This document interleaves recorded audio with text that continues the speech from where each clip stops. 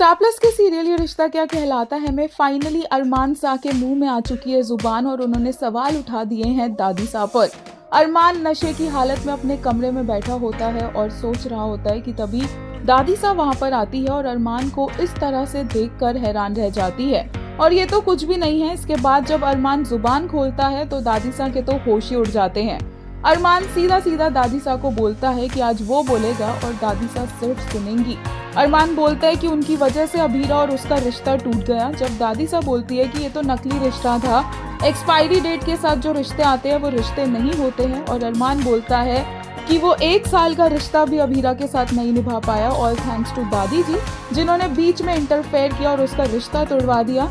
अरमान बोलता है कि उसका और अभीरा का रिश्ता चाहे 1 साल का था, चाहे नकली था, चाहे जैसा भी था, पर वो उनका रिश्ता था। अरमान कहता है कि वो मेरा रिश्ता था और मुझे ही उसे हैंडल करना था, पर दादी सा ने बीच में आकर सब खराब कर दिया। बार बार दादी सा अभीरा को ब्लेम करती रहती है कि कैसे अभीरा की वजह से ये परिवार टूट गया है, रिश्तों में लड़ाई हो रही है। तब अरमान कहता है कि अभीरा की वजह से इस घर में कुछ नहीं बिगड़ा है, बट हमारी वजह से अभीरा हमेशा रोती रही है, उसे सिर्फ हमने आंसू दिए हैं। दादी सा बोलती है कि विद्या और माधव का रिश्ता भी अभीरा की वजह से टूट रहा था, और अरमान बोलता है कि वो रिश्ता तो पहले से ही टूटा हुआ था। अरमान कहता है कि इस परिवार के रिश्ते पहले से ही बिगड़े हुए थे, बस फर्क ये है कि पहले उनके बारे में बातें करने का रिवाज नहीं था और अभीरा के बाद सब कुछ खुलकर सामने आ गया।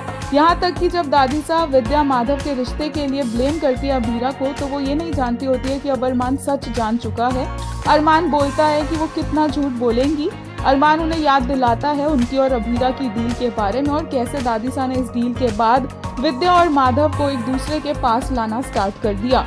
ये सब कुछ जानकर दादी सा हैरान रह जाती है, और जिस टोन में अरमान दादी सा से बात करता है वो डाइजेस्ट ही नहीं कर पाती और अरमान को चुप होने के लिए कहती है, लेकिन अरमान चुप होने वाला नहीं है और वो अपनी पूरी भड़ास निकाल कर सामने रख देता है। अरमान बोलता है कि वो धीरे इसलिए बोले ताकि जो उनकी हैप्पी फैमिली की इमेज बनी हुई है वो कहीं बाहर लोग सुन न ले और उन्हें सच्चाई पता न चल जाए कि ये परिवार कितना ज्यादा नकली है।